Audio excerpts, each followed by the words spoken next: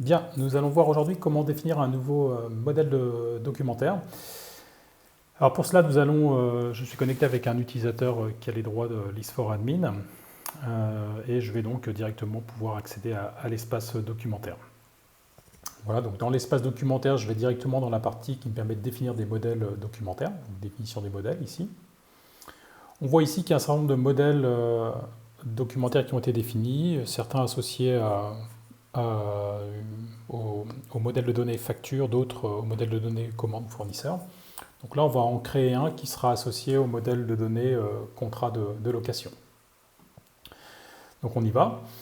Je crée ce nouveau modèle. Alors, ce qui est important ici, c'est ici donc le type de rapport. En fait, nous on utilise la syntaxe P3O, sur laquelle on pourra revenir par la suite. Le nom du modèle, je ne m'en soucie pas pour le moment, il va être automatiquement nommé. Le modèle associé, alors ça c'est très important, c'est quelle est la structure de données que je vais utiliser pour alimenter quelque part mon document. Donc on a dit qu'on allait prendre la partie contrat de location. Très bien. Et ici en fait on va aller définir en fait le fichier stocké qui va nous permettre en fait qui va faire office de modèle documentaire dans lequel on va injecter les données. Donc on va l'appeler, je sais pas, par exemple template contrat. Hop, on le crée.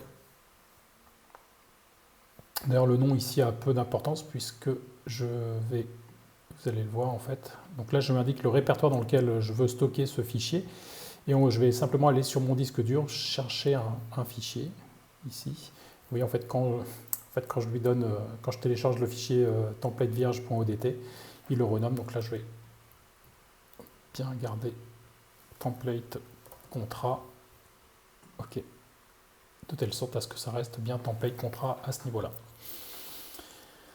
Ok, ici au niveau ça je peux le sauvegarder. Si je veux tester rapidement, ce que je peux faire, c'est aussi aller sur le rapport associé. Alors le rapport associé, c'est le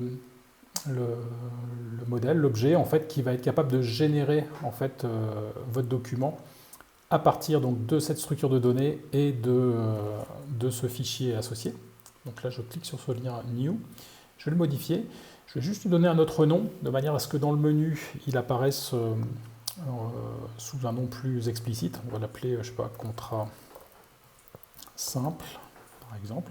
Donc là, on trouve tout un tas d'informations qu'on peut laisser telles quelles. Et ce qu'on va simplement faire, c'est sauvegarder et cliquer sur le petit bouton qui est ici, ajouter dans le menu imprimé, de telle manière à ce que le menu imprimé apparaisse sur notre formulaire, on va dire, correspondant à des contrats de location, et que dans ce menu, on trouve justement notre rapport contrat simple. Voilà, donc là, on a fini. Il suffit d'aller donc maintenant dans la partie contrat de location, ici, de prendre un contrat, je vais prendre celui-ci par exemple.